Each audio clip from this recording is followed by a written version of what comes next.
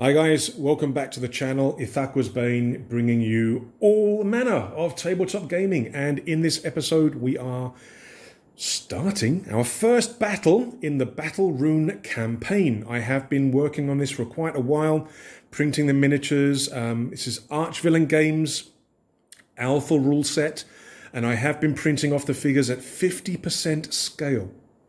You can see those videos here. Because I love a lot of their models, but a lot of the models are huge, you know, so to sort of make it a bit more cost effective, easier on the storage, easier to print, I actually printed them at 50% just to make them smaller, cheaper and easier. And in the previous videos to this, we have talked about how I created the campaign idea using Napo from Awkward Turtle, and then about the Battlerune basic rules. I went through the basic rules in the last video, and we had that little bit of narrative in terms of how the campaign is starting. On this planet, we have the Ghult Empire and we have the Dominion of Hellas. There is an ice range between the two empires, or between the two kingdoms. A new enemy has appeared in that ice range from off-planet. So we arranged a ceasefire with the Hellas. I'm playing as the Ghult, if it wasn't obvious. We are playing as the Ghult, the Orc force. And we arranged a ceasefire with the Hellas, which are like this Greek-inspired enemy kingdom people. And things went pear-shaped at the ceasefire, and basically a battle started, which is what we're going to be doing today. I think this is going to cover 2 videos, because I think the battle's going to be quite a long battle, because I'm explaining everything. But yeah, after this battle, there will also be a narrative in terms of how this links with the future battles, the rest of the campaign. But yeah, so this is going to be a Battlerune skirmish, which means it is 15 shards. What do we got here? Okay, so for the Ghult, for my army that I'm going to be playing as, we have our champion. Our champion is ranged and mundane, so he does not have magic. I've picked evasion and quick shot for his abilities. When you build a champion in this game, you have a certain number of build points. There's ways of getting different stats, but you have build points to actually get different abilities. Now, I do have a problem with that. I don't think 3 build points is enough to make your champions special. So I think a little boost in the build points would actually make them a little bit more effective and more worthy of the name champion. I've also got 2 Slaw. These are 4 shards each. Oh, the champion doesn't cost shards. It doesn't cost any points. We've got a Kern Lauch, which is like a leader of the Kern. And we've got 3 normal Kern, 1 with a sledgehammer and 2 with rifles. The battle rune that I'm using for the Ghult is their standard Morrigan one. We've got Cowl of the Crow, which can give a unit +3 defense. We've got Let the Fates Decide, which is ongoing to re-roll a failed contested roll. But our loyalty, if I have any orcs in my army, which they're all orcs, I can use this Let the Fates Decide up to twice per game. However, this is ongoing, so I don't know whether this is all the time or what. Whatever, I don't know. The enemy we're facing the Hellas, and they have a melee mundane champion. They have a Kratios, which is a big dreadnought guy. Sorry, there's a shadow from the light. The Kratios, I've selected the one with thermal cannons, basically twin-linked plasma cannons. We've got 2 Myrmidons with rifles, and we've got 4 Oplites with astro bows, quite powerful. They do a lot of damage, but they require 2 action points to shoot. Their battle rune is going to be Ares, the standard Hellas. Let's move it over here. That's not going to work either. The standard Hellas battle rune. This is actually very nasty. There's no loyalty bonus at the bottom here, but both the abilities are ongoing. Bred for War. All units get rage if they're wounded. In other words, if they get wounded, they're getting a +1 to their attack. All the time. And then Strength of the Ancients, all soldier units get +1 hit points. Yeah, as you can see from this data sheet, only the Kratios doesn't get the bonus hit points. So, you see the updated hit points? Yeah, that's going to be a problem. But those are the starting armies. 15 shards, Ghult versus Hellas. So, without further ado, let us have a look at the tabletop, the terrain, the deployment areas, and start the game. Right, here we have the battleground. I'm using a 2x2 board this time, just for the first game. I think I'll probably go to a larger board, maybe a 2x3 or 3x3 for the other games. But just for the first game, keep it small, keep it simple. In terms of terrain,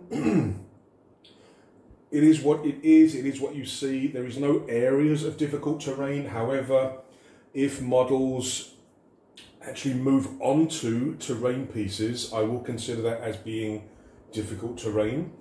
It is possible to climb up certain objects, but like I said, I'm keeping it fairly simple for the first game, so there's no raised walkways or things like that. Cover, I don't think I mentioned cover in the last video. So with cover, you've got three types: no cover, partial cover, full cover. Full cover, basically you can't shoot at the target, and this would be where most of the model, except maybe an arm or part of a leg, is visible. Technically you can't get a shot. Partial cover is where the model is partially behind some kind of terrain that could block bullets and stuff. So in this game, being behind the cover here, but if you can see any part of the torso here, then you can make a shot. Partial cover gives you a +2 to the defense of the hiding figure. And no cover, well, there's going to be a lot of areas of no cover here. Like I say, this is just designed to be a short and simple game. There is an objective right in the center for the quest. The quest we are doing for this first game is for glory. There are 3 quests in the main rules. Alpha rules, remember, so it may change in the final version. But the one that we are doing for this first game, I'm keeping it simple: for glory. Setup: place 1 objective token closest to the center of the battlefield. For the victory, at the end of rounds 1 through 4, a player gains 1 victory point if they control the objective. At the end of the game, a player gains 3 victory points if they control the objective. How do you control the objective? You have to have more units within 4 inches of the objective token than any other player. So it's a fairly simple controlling a point on the battlefield. Now, a standard game of Battlerune will take place over 5 rounds. So let's have a quick look at deployment. For the Hellas, on the end here we have our champion. Now, when I built him, I wanted to use this model because this model is the most champion-ish, but the problem is that he's a large figure. And to have him as a large figure, which represents the miniature I'm using, I had to use all the build points for the champion, which means I can't give him any other skills or abilities, and this is one thing that I think needs to be changed in the Battlerune. The number of build points for a champion, I've played a few games of this already, okay? I've played, I think, 5 or 6 games. I'm finding that the build points for the champions just don't make them special. They don't make them any more powerful than an elite unit, in my opinion. So I'm thinking that maybe the build points should be increased. I may do that in the campaign at some point. I may change it from 3 build points to maybe 5.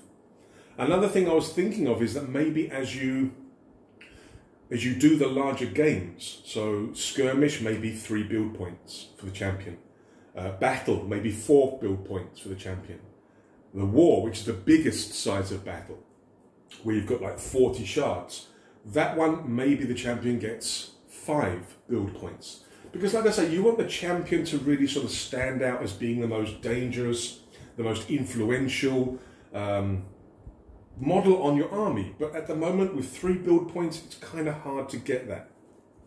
But anyway, we'll see how it goes. Like I say, if it all goes really well and the champions, again, I haven't found the champions really being sort of stand out-ish at the moment, but we'll see how it goes. So we've got the champion for the Hellas over here. We have the Kratios here. This Kratios is equipped with thermal cannons, very short range, but really dangerous. We've then got the 2 Myrmidons with rifles, and then we've got 4 Oplites, which are the human-sized troops. And these guys have, what are they called? Astro bows. And these are, well, I mean, for Archvillain Games, these are actually pretty long-range guns. They're 18-inch guns. For the Ghult, we have our champion here. I've got to think of a name for this guy, don't I? It's a campaign after all.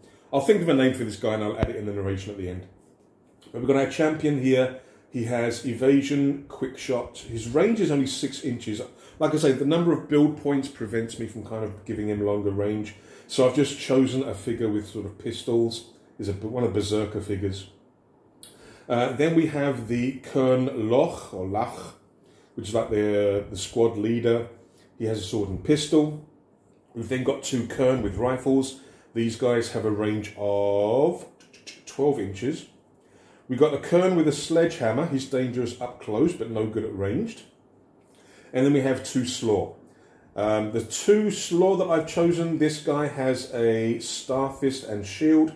He does have a ranged weapon, but it uses both his action points to fire it. This guy here, this Slaw here, has a double barrel pistol and shield. I don't know, it doesn't look much like a pistol, it looks more like a rifle. But this is the double barrel and shield. Both of these guys have bracing shields, which basically means that they are always considered to have partial cover. What else? They also have the ability to shield other. What is that? When an allied unit is being attacked within range, this unit becomes the defending unit.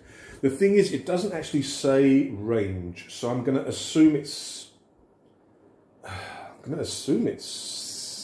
6 inches is too much. So maybe the other figure has to be within an inch.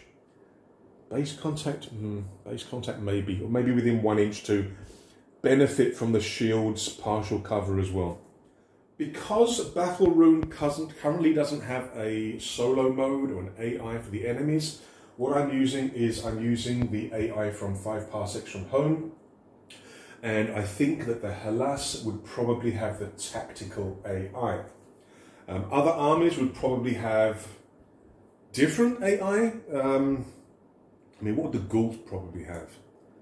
Possibly tactical, maybe aggressive. I don't know, we'll have to see. But I'm thinking the Hellas will be more organized, more disciplined.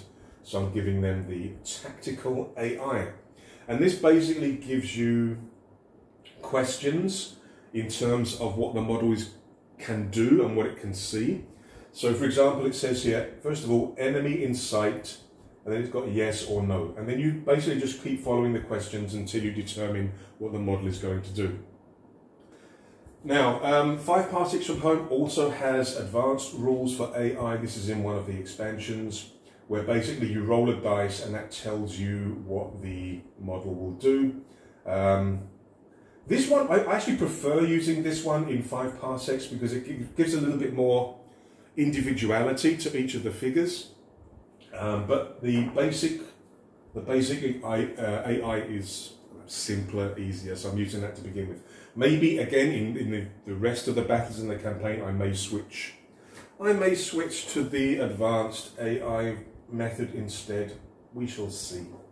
These are actually the terrain pieces that you get when you join the Patreon or the tribes. These are the freebie STLs that you get for the terrain, but everything here is scaled at 15%.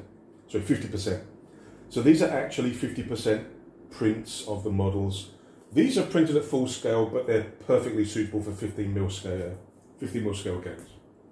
Right, I have my sheets with all the data sheets here. I have my tokens for wounds and activations, but we shall see how it goes. So, join me for game 1 in this 15mm, 50% scale Battlerune Experiment campaign.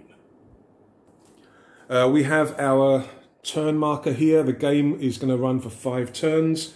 Every turn we have to check in terms of how many units are closest to the objective in the center there. What else? Okay, dice. The game is 2d6 based, so we have 4 dice here, 2 for the Hellas and 2 for the Ghult. The Ghult are going to be using Actually, let's change that. I don't see the Ghult as being very blue. So the Ghult are going to be black. Black dice for the Ghult and then red for the hahaha, because part of their armor is like copper, brass and red. So red is for the hahaha and the black is for the Ghult whenever I have to make a roll.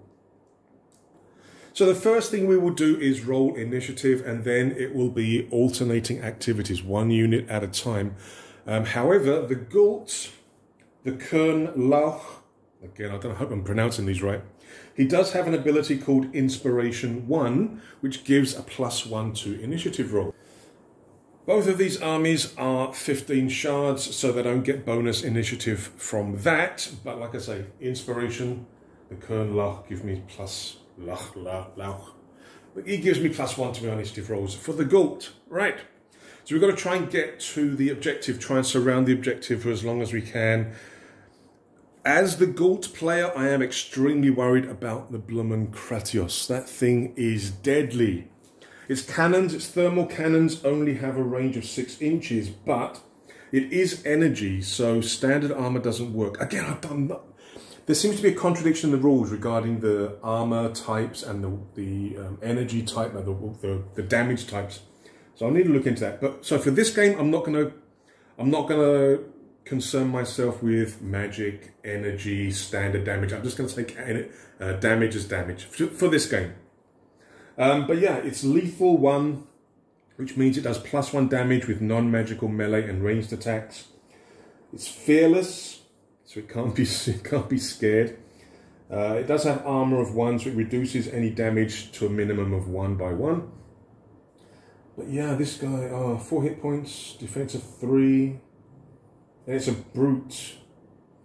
Now, size is huge, which again is a little bit concerning, because if this guy hits a Kern, one of my sort of standard humans, huge does +2 damage. So this guy, if he shoots his thermal cannon against one of my Kerns, he's going to be doing 4 damage. 1 basic, +1 for lethal, and then +2 because he's huge. So his cannons are going to be doing 4 damage against my Kerns. Against the Slaw are also considered as huge. Bit surprising because they're a lot smaller than the Kratios. So yeah, the Kern and the champion here are medium. These two guys are huge. For the hahaha, the Oplites are medium, the Myrmidons are large, and the Kratios is huge. So the Myrmidons are doing +1 damage against mediums. Let us begin. Right, round 1. Enough of the talk, let's get on with the initiative. So, for initiative, you roll 2d6, you add any modifiers, and then whoever rolls the highest goes first. Roll. Well, at least it's for the enemy and not for me. The hahaha get, can you see that? I think you can see that. The hahaha get a double 1. The Ghult get 8 + 1 is 9. Right, so the Ghult win the initiative, so the Ghult will activate first. I'm not, like I said, I don't see in the rules anything about the option of forcing your enemy to go first if you win initiative. I think it's just a standard, if you win initiative, you go first. Right, we're going to activate one of our troops. Now, at the moment, I'm looking in terms of range. But the rifles and my champion have quick shot, which allows them, where is it? It allows them to make a free ranged attack after a move action. But again, range is a thing. So 12 inches, I'm not going to be able to shoot anything. So what I'm going to do to begin with is, I'm going to move up my Kern with the sledgehammer because he's melee only. I'm just going to move him up into cover. So for the sledgehammer guy, his movement, his speed is 8. So I can spend 1 action to move 8 inches, or I can run or rush for 2 actions, which gives me an extra half move. So I could actually move 12 inches. These guys are actually fairly fast. So what I'm going to do with the sledgehammer guy is I'm actually going to rush. Actually, I just noticed this. For the sledgehammer guy, he has abilities to use his sledgehammer. as a melee attack, but it's a CR, contested roll. But the thing is, in the game it says, alright, contested rolls occur when 2 units must make an opposed roll besides attacking and defending. So again, do I take this as a contested roll or do I take it as a standard attack? It says CR attack or knockback 2 inches, CR attack or knockback 4 inches, 1 action point, 2 action points. Maybe this is a special case. Maybe it's a special melee attack where I do contested instead of normal attack, in which case this let the fates decide, this ongoing ability for the Morrigan battle rune may actually be useful, because I can re-roll it. We'll see. I'm not in range to do anything at the moment with him, so I can move up to 12 inches. Let me think. He could get behind there, because then he would be within 4 inches of that, and he can start claiming it. But I'm a little bit worried, because these guys have actually got longer range weapons. Their weapons are range 18, but I think that's what I'm going to do. So Sledgehammer Boys is actually going to run or rush behind that cover there. So he should at least get at least partial cover, I think, from pretty much most of the shots. So he is activated. Put a little marker there. Now it is the Hellas. Now let's have a look in terms of activations. The Ghult have 1, 2, 3, 4, 5, 6, 7 activations. The Hellas have 1, 2, 3, 4, 5, 6, 7. Oh, the Hellas actually have 1 more activation.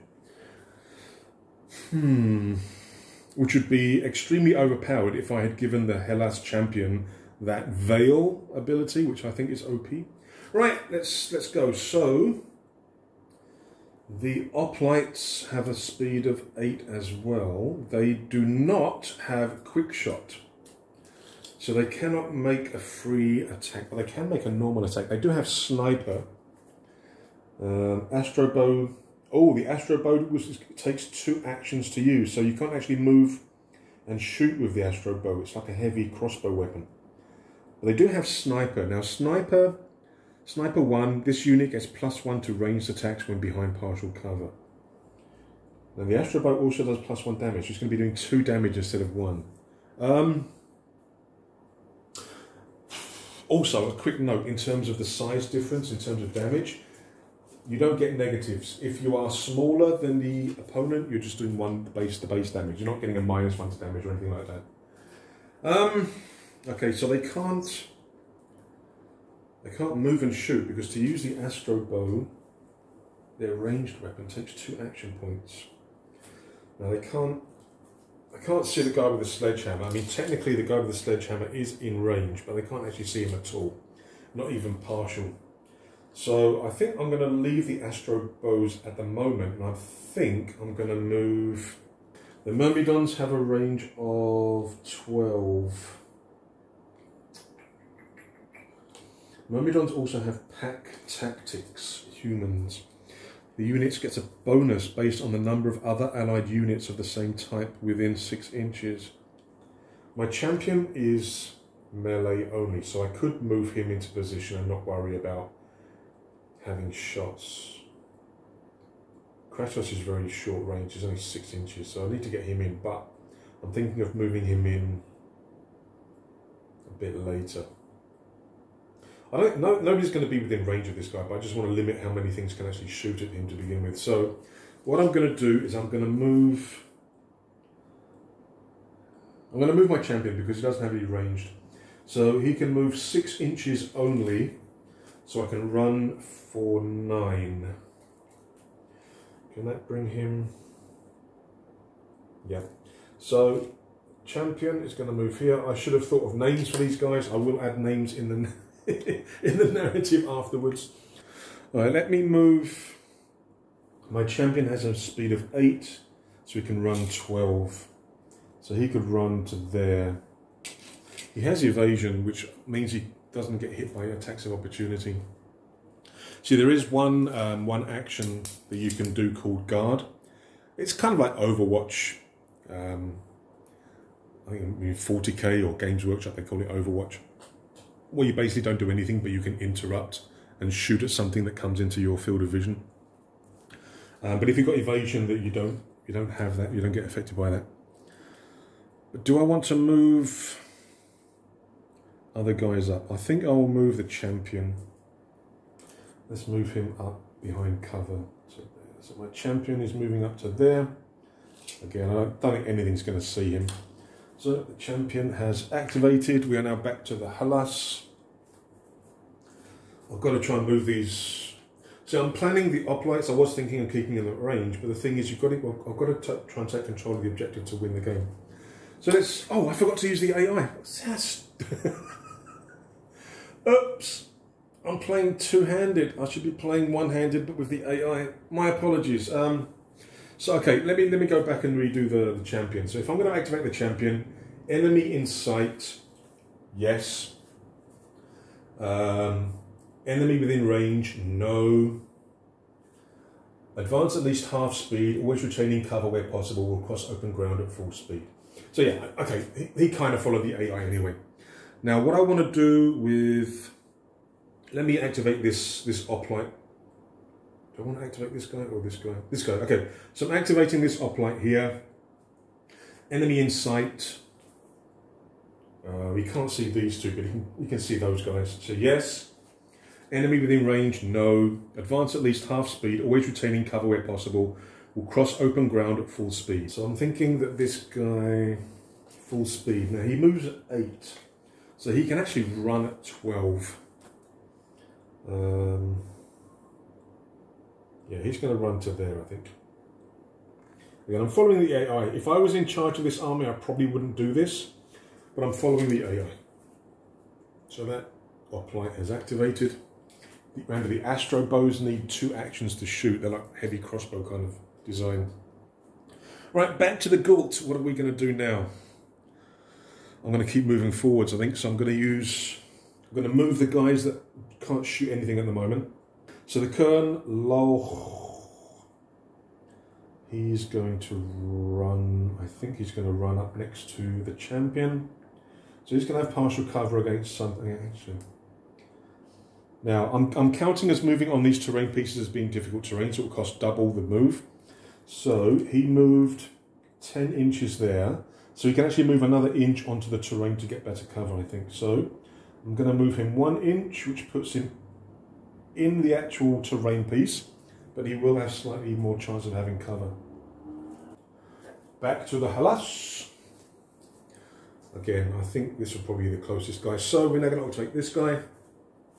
Enemy in range, sorry, enemy in sight, yes, I think, yeah, still enemy in sight. So this guy is going to run next. This is actually the model with the Astro Bone. So this guy's just going to move up close to his mate. There. Now the Oplites do not get that pack tactics bonus. Right, back to the Ghult. Now we've got our 2 Slaw and we've got our 2 Kern with rifles. This guy does actually have a cannon with an 18-inch range with a blast. But he can't see nothing. I mean, these guys, they're within range, and let me have a look. I mean, he can kind of see the Astro Bow guy, but he would get partial cover. But blast weapons ignore cover. They ignore, is it ignore partial cover or they ignore all armor? All cover, sorry. Ignore partial cover and deal area damage. So area damage basically hits everything within 3 inches of the first target as well. So I could actually try activating this guy using his GC307 cannon, which is going to take both his action points, but he can see this guy. Technically he would be within partial cover, but his cannon doesn't, it ignores partial cover, so it does +1 damage. So I'm going to do that. So I'm going to shoot, I'm going to activate this Slaw here.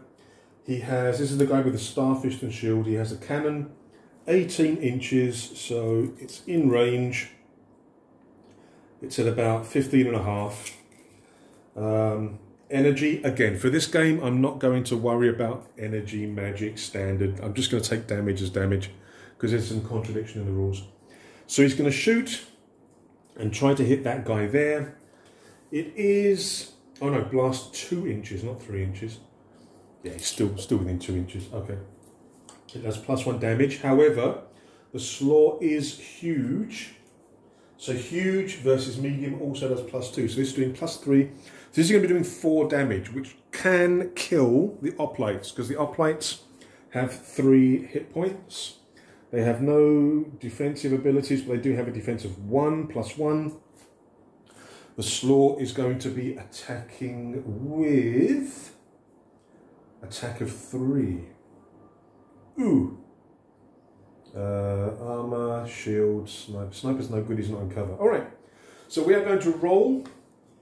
Now, attack versus defense. You roll 2d6. The attacker adds their attack ATK, the defender adds their defense DEF. So the slaw is shooting at this guy with his cannon. He's getting a +3 to hit. The Oplite is getting a +1 to defend. So we're doing the first guy here, the initial target first. The Oplite gets 9 +1 is 10. The slaw gets a 10 +3, which is 13. So he hits, and he does 4 damage. So that Oplite goes down, he's dead. The second Oplite, well, this is powerful. The Oplite gets 8 +1 is 9. The slaw gets a 6 +3 is 9. Defenders win ties, so that Oplite survives. So first blood. The slaw take out one of the Oplites. One of the Oplites goes down, and we lose one of the activation markers. Right, first blood. But using the cannon used up both his action points, so he can't do anything else. So that is him done. Back to the Hellas. So he's going to move up. He's just going to run to there. Again, the Astro Bow has an activation of 2 action points, which is a bit of a problem. Right, so that guy is activated. Back to the Ghult. So the Ghult only have 3 guys left. Now this slaw, he has a range of 6, so he's not going to be able to shoot anything anytime soon. But he can provide cover because his shield provides partial cover to anybody. Again, I don't know what the distance is. Base to base, or maybe within 1 inch. I'm not too sure. I have to check that. Shall I play safe and just stay in full cover for the time being? I think I will. So this guy is just going to move up to there.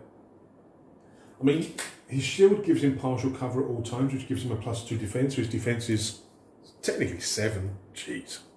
But this may provide full cover from some things. Right, back to the Hellas. The Hellas now have 4 activations left. Nearest is still going to be this Oplite guy here. So again, I think he's going to run to there. Or should he run speed of 8? So he can actually run up to there. So I think he's going to do that, because then he would actually count as another. So now the Hellas have control of the objective because they have 2 units within 4 inches. I've only got 1. So at the moment, the Hellas are going to get 1 victory point for the first round. Okay, back to the Ghult. Right, so the Ghult, I've got 2 Kerns with rifles left.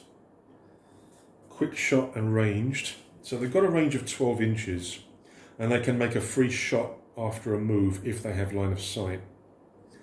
But they're not doing any extra damage, that's the thing. They're just quick shot and ranged, so they're just going to be doing 1 damage.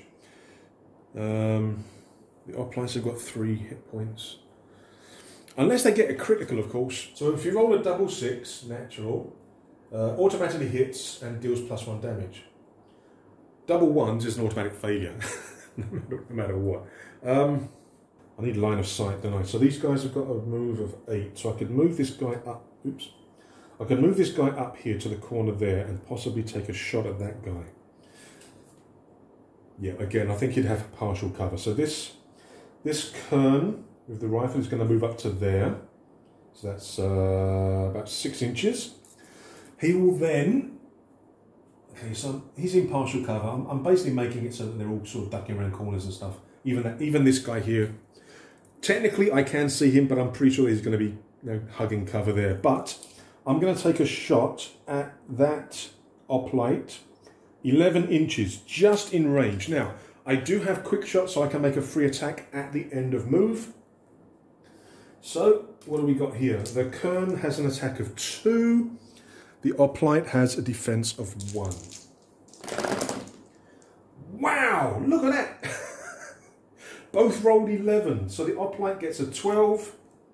We get a 13. My goodness, that's a pretty good roll for both sides. But we do hit and we do 1 damage. I also have my second action point, which I'm going to use to shoot. Now, there is also an action where you can aim. You can spend 1 action point to aim, where you get +1 attack and +1 damage. But that costs 1 action point, and I don't have any more, so I'm just going to shoot normally. So same thing again. Hoplite gets a +1, I get a +2. So the hoplite gets a 7 + 1 is 8. We get a 7 + 2 is 9, so I do 1 more damage to him. So he is currently on 2 wounds. He has 1 hit point left. He would be dead if it wasn't for the battle room. Right, so that is that Kern done. I've only got 1 Kern left. This guy's the only guy left. The Hellas, I've got 3 guys. 2 Myrmidons and 1 Kratios. Now, still not a lot of things to shoot at, I've got to be totally honest. There's only 1 Kern left, so I'm thinking in the second round I'll probably have to activate this guy first because he's the closest to that side. But enemy within sight, yes. I'm going to do the Kratios. Enemy within sight, yes. Enemy within range, no. So again, same as usual. The Kratios can move at 4. Wow. So you can run at 6. Okay. So he is going to charge. Now the thing is, he's not as tough as you think. You know, he's got armor, but his defense is only 3, so he's not armor of only 1. Okay, so he's just gonna. I'm pretty sure he's just a dreadnought. I'm pretty sure he doesn't have a pilot. Now he's not close enough to actually control the objective yet, but at the moment, the Hellas still have 2 guys closer because this guy not dead yet. Right, so the Kratios has been activated. Now we're back to the Ghult. The Ghult only has 1 guy left. But I could move behind this guy and then shoot. Yeah, so I'm going to do that. So this guy's going to move up. Let's move that activation token out of the way. This guy's going to move up to there. He's going to shoot. I mean, I know the bases are overlapping, but the models aren't, so I'm going to be able to shoot. I mean, I could always shoot over his shoulder kind of thing. So this is 12 inches, so just in range. Again, we've got quick shot. Same modifiers as before, so +1 to the hoplite, +2 to the Kern.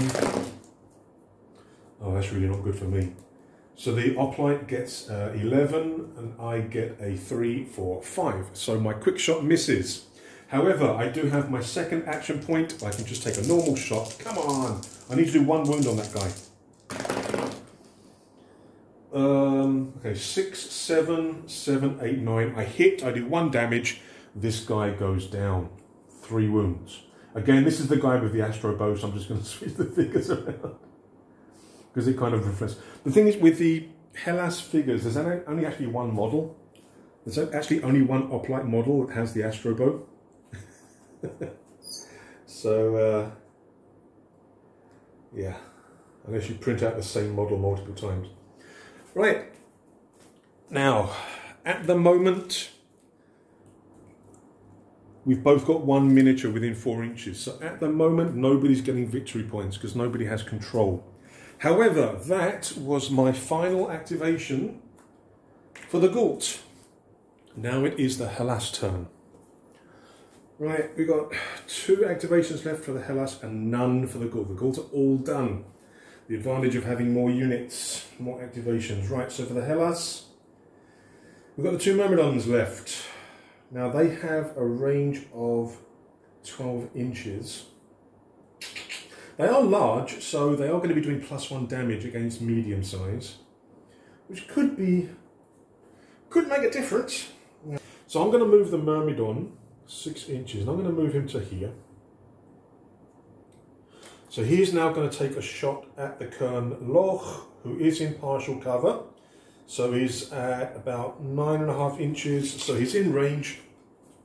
So the Kern Loch, this guy's going to get +2 defense. Right, Myrmidons have an attack of 4. So he's rolling at 4. He's making a normal ranged attack, so he's getting a +4. The Kern Loch has a defense of 3, +2 is 5. Okay. Rolling. Right, so the Myrmidon gets 7 +4 is 11. The Kern Loch gets 7 +5 is 12. He misses. That was lucky. So this Myrmidon is activated. He also has a rifle as well, so should I just move him up close and shoot as well? But I'm also going to be concerned with this guy's cannon. If he's too close, and again, the cannon doesn't have the standard 3-inch for blast, it has a 2-inch, so it's not a huge, not as big an area as possible. But if I want to get a shot at the Lauch as well, I've got to be pretty close to that guy. Or I can, yeah, that guy's out of range. Or I can just move him somewhere where he's going to be more useful, like getting close to the objective. So the Myrmidon can rush 9 inches. Now, is that going to get him? I think it is. So this guy's just going to rush up to there, all over the blood of his ex-colleague. Now what that does is it actually makes him in range. So the Hellas actually have more people in range. So activations are finished. Both warbands have done their first turn. So at the end of round 1, player gains 1 victory point if they control the objective. The Ghult, my guys, have 1 person within 4 inches. The Hellas have 2. So the Hellas have 1 victory point. Okay. We now remove all tokens. Now the Hellas have actually lost a couple of guys, so they don't outnumber me anymore, which is a good thing. So get rid of all tokens. I'm leaving the blood there, as I always do on my games. The blood is the life. The life is the blood. So it has to stay on the battlefield. So all the activation tokens are taken off.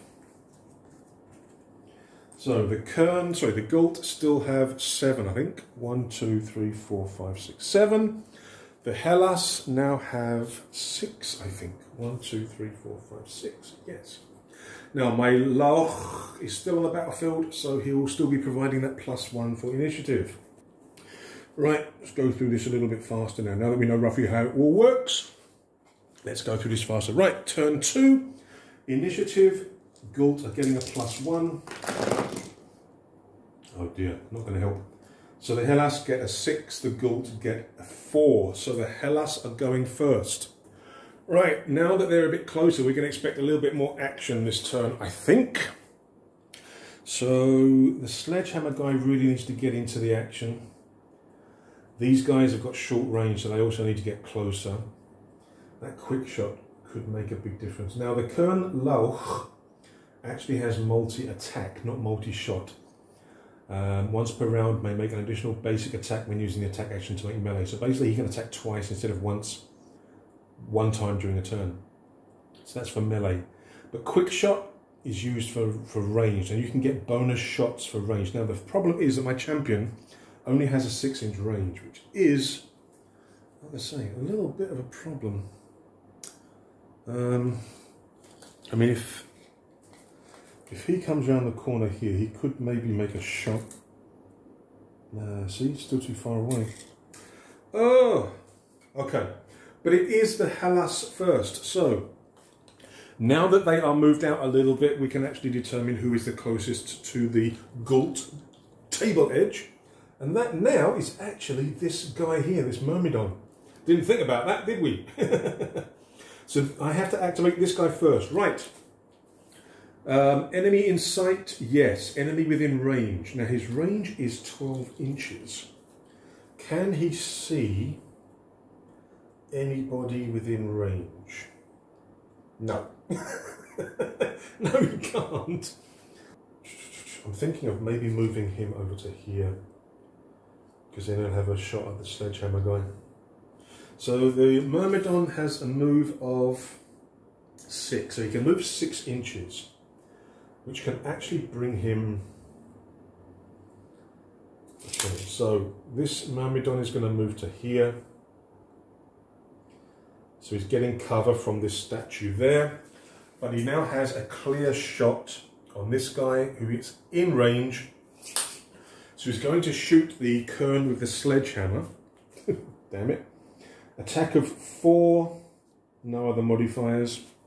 The Kern with the sledgehammer has got a defense of 1. Defense is only 1. Oh no. Oh no, and he gets +1 damage because this guy's large, this guy's medium.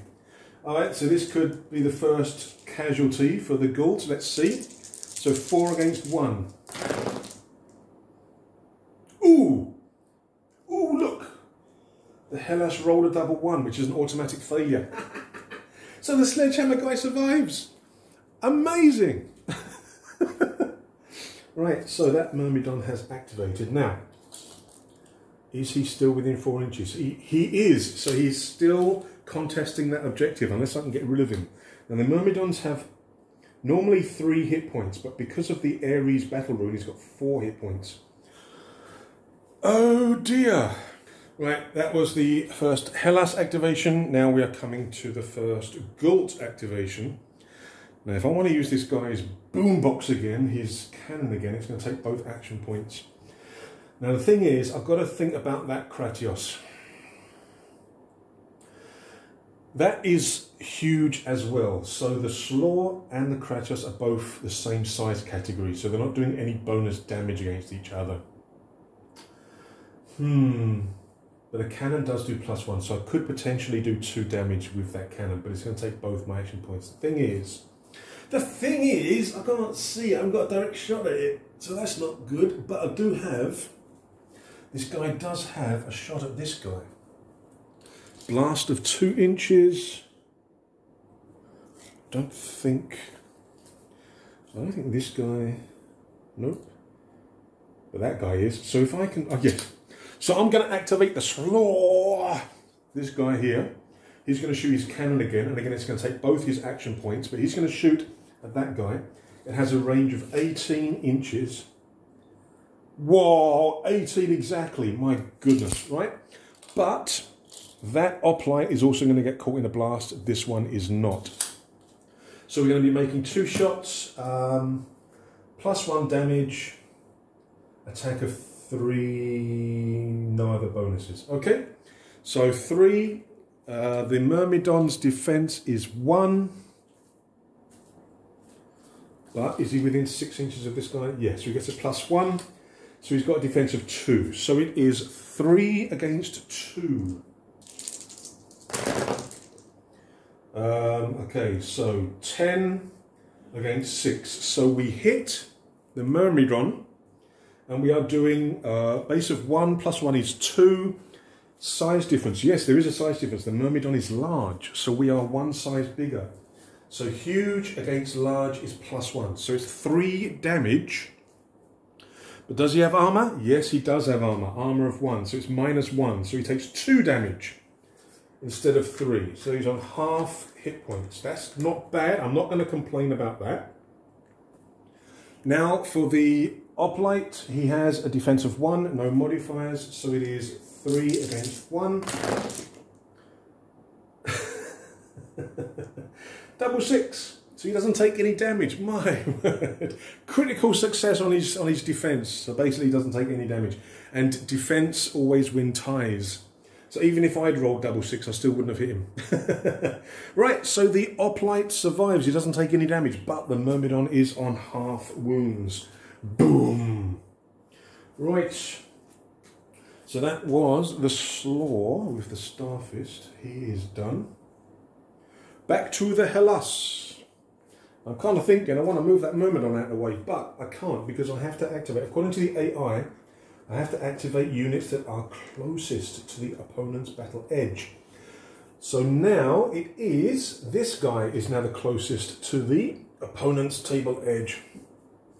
So what's that going to do? Now, to use his Astro Bow, he cannot move because his Astro Bow takes 2 action points to use, 18 inches, but he does have Sniper. So currently he is in partial cover, so he is going to get a +1 to his ranged attacks. And it does +1 damage. It's a meaty old weapon. But who can he hit? Can he actually, he can see that slaw, the annoying slaw. So I think he's going to do, hang on, let's have a look what the AI says. Enemy in sight, yes. Enemy within range, yes. If they have a clear shot and are in cover, they will remain in place and aim. Well, technically they can't aim because it takes 2 action points, but I am getting that bonus +1 to my attack because of Sniper. So I'm going to be shooting my Astro Bow, not mine, the enemy. This Oplite's going to be shooting at the slaw over there within range. He's going to be getting +3. The slaw always counts as being in partial cover because of his shield. So the slaw's going to have a defense of 7. Okay, it could work. So we have +3 against +7. Wow. I think I needed the 7. So 7 + 3 is 10. 4 + 7 is 11. My God, I needed that +7. All right, so he misses just, my goodness. And that guy is also still within 4 inches of the objective. True. Back to the Ghult. We've activated the slaw here, who uses cannon. Who are we going to activate next? I need to... The thing is that Kratos is going to suddenly come charging down the centre there, isn't it? So I'm thinking I've got to try and get rid of... I've got to get closer to the objective to start winning the victory points. I can move these guys. They'll get quick shot. Oh yes, they've got quick shot, haven't they? So speed of 8. Yeah, I can do that. And I could actually shoot this guy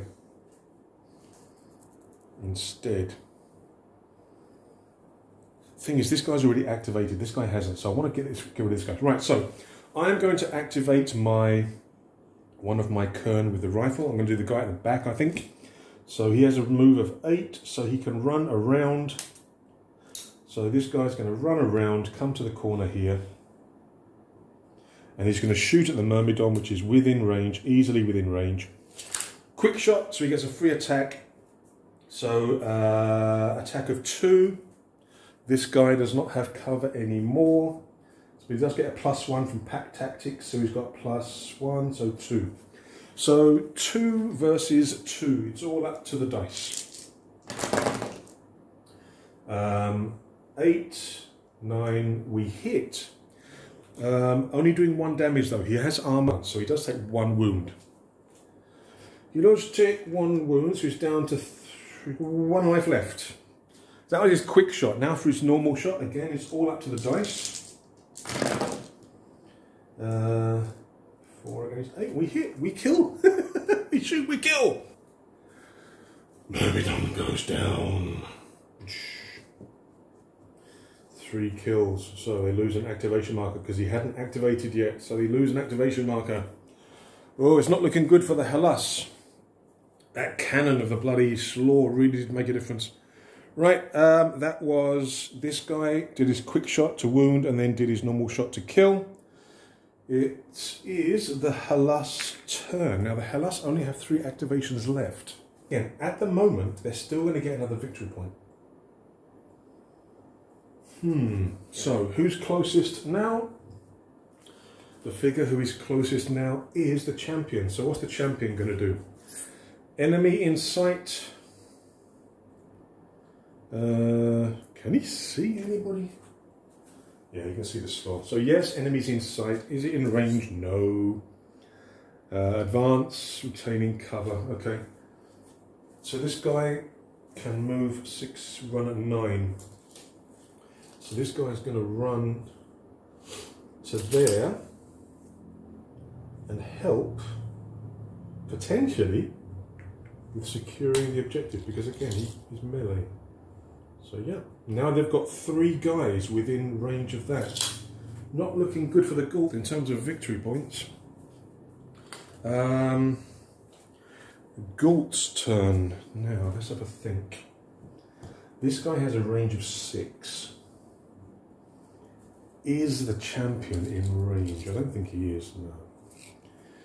I need to get rid of some stuff. I could activate the other Kern with the rifle, bring him here and then shoot at that guy. He's not going to have cover, is he? So we'll do that. So that guy was activated. So we activate the other Kern with the rifle here. He is going to come all the way around to there. Put him just there. So, I mean, he's not going to have cover. No, I'll bring him back. See, if I move him and keep him in cover, then this guy's going to benefit from partial cover. If I move him out a little bit, then both he and that guy are both going to be open. But sod it. So yeah, he's going to move. I'm going to move him. I'm just going to move him. Just move that there. So he was here, so I could move him potentially there. Let's move him to there. Start playing a little bit dangerous. So he's going to do quick shot on this guy who doesn't get cover anymore, and then he's going to shoot normally. So it is a 2 versus 1. He doesn't benefit from cover. So it's a 2 versus 1. We get for 6, they get a 7. So the quick shot misses. The normal shot. Also not good. Oh, I think I do it. So 7 plus 1 is 8. 7 plus 2 is 9. So I shoot him once. It's just a normal shot, so he just takes 1 damage. He has 3. Normally he only has 2 hit points, but because of that battle rune, he actually has a +1 hit point. And also, when they're wounded, they get +1 to their attack because of rage. So that's the Ghult's turn now. Hellas have got 2 activations left. They have this Oplite and they have the Kratos. Now who's closer? The Oplite is closer. He's just going to turn. I'm not going to count that as movement. He's just going to turn slightly. Now, does he have a shot? He does. So this Oplite is going to take a shot at the Kern here that I forgot to mark with the activation marker. Do apologise. Bit of a silly thing to move him out, but you know what? What the hell? I need to get closer to the objective. So the guy is going to shoot with his Astro Bow. 18-inch range. I think he's well within range. But he's having to shoot over cover and near his friend, so I'm actually going to give this guy partial cover. So he gets a +2 to his defense. This guy gets a 2. He's in cover, so +1 from sniper. So it's a 3. And then he has defense of 4 because I'm counting it as having cover because this guy's having to shoot through this gap, past his mate, over this bit here. So I'm going to say it's partial cover. So defense of 4, attack of 3. Okay. I get a double 6. Yeah, I'm fine. So that guy's fine. Get activated. Right. Ghult, what are we going to activate now? Let's have a think. 4 inches. Yeah. So I'm going to move the Loch. I'm going to move him to there. He's going to shoot this guy, who's now in range 6 inches. But he doesn't have multi-shot. He's only got multi-attack, but he does have range of 6. So I'm going to move him there. And now he is within 4 inches. So now it is 3 against 2. So this guy is going to shoot this guy. He doesn't have any ranged bonuses, to be very honest with you. That's an attack of 1. Okay, and partial cover. So that guy gets a +2 to his defense. So he's got a defense of 3. So it's 1 against 3. Come on! 1 against 3. This is where I wanted the double 6. 1 against 3. Ooh, okay, so this was a 2, so 3, 4, 5, no, 3, wasn't it? So 3, 3, 6, 5, One is, oh no, it's a draw. So defenders always win on a tie, so nothing happens. I don't hit him. Damn it. All right. So that's him gone. But we now have an extra guy within 4 inches. He has activated, which is good. It's only the Kratios that is left that hasn't activated. So the Kratios. Enemy within range. Range is 6 inches, so no, it's not within range. Advance, retaining cover, cross open ground, full speed, yeah, charge. So this guy's going to move and shoot. Now, what's he going to shoot at? His thermal cannons are death to all but metal. His thermal cannons are death to pretty much anything.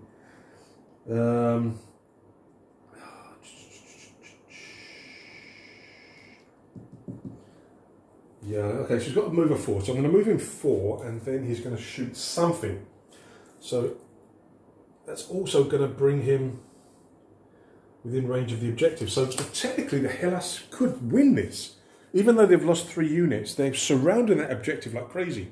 So the Krachev crunches his way through there, through the gap, and he's going to shoot at something. You can see... Well, I mean, you can see the sledgehammer guy and you can see this guy. They're both in the open for this Kratios, but this guy's closer. So he's going to shoot at the sledgehammer Kern. Not good for the Kern. Now the Kern sledgehammer boy does have... Oh, he's got 2 hit points. He's got 2 hit points. Oh dear, I think he's toast. Right, so the Kratios is going to shoot his thermal cannons. They're like plasma cannons. At the sledgehammer guy. Attack of 5. Oh my word, lethal 1, +1 damage. Oh dear. 6 inches. Is he within 6? Yeah, just okay. He couldn't have shoot this guy anyway.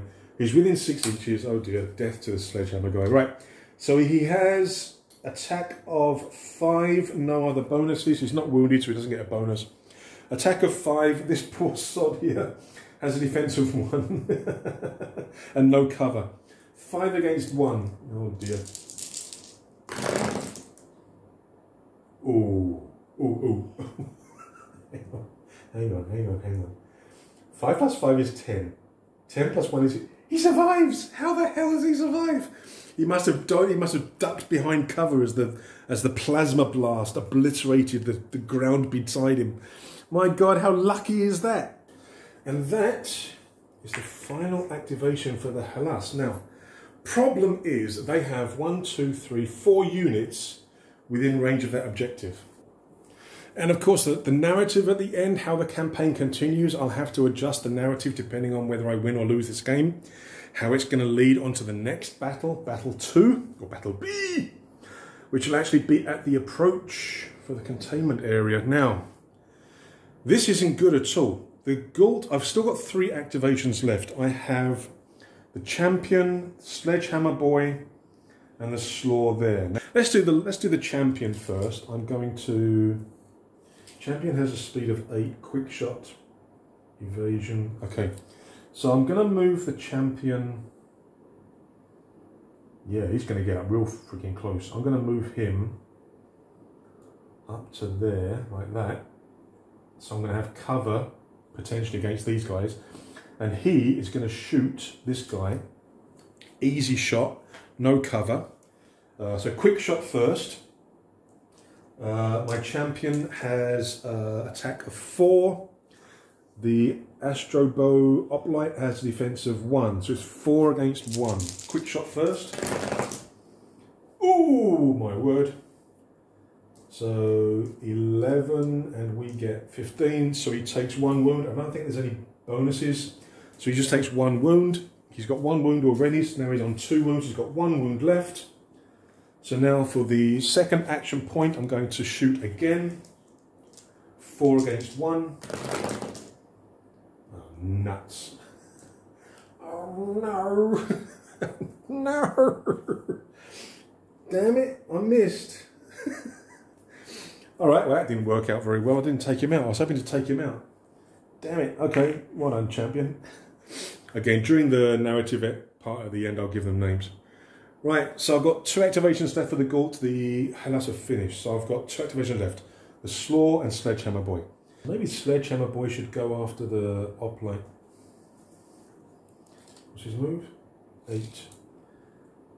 Yeah, he can. So I'm going to move Sledgehammer Boy actually around and melee this guy. So what I'm going to do is I'm going to stay a little bit further away.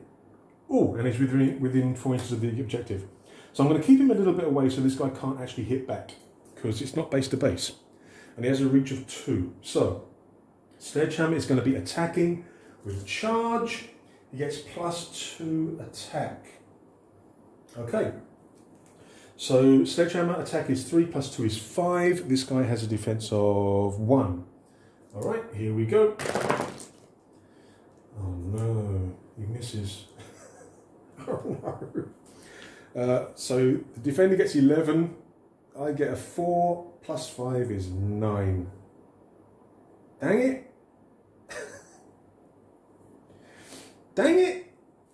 So currently they have 4 guys still in range of the objective. I have 3. So they would actually get control again. All right, so the slaw, I'm going to be moving over to here. He has a move of 6.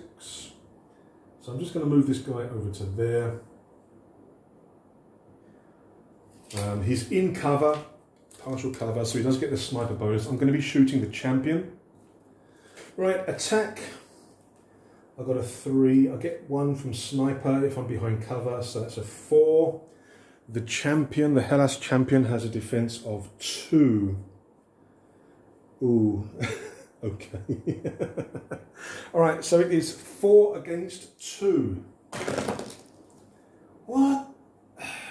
12, 8, 12. They went on draws. No.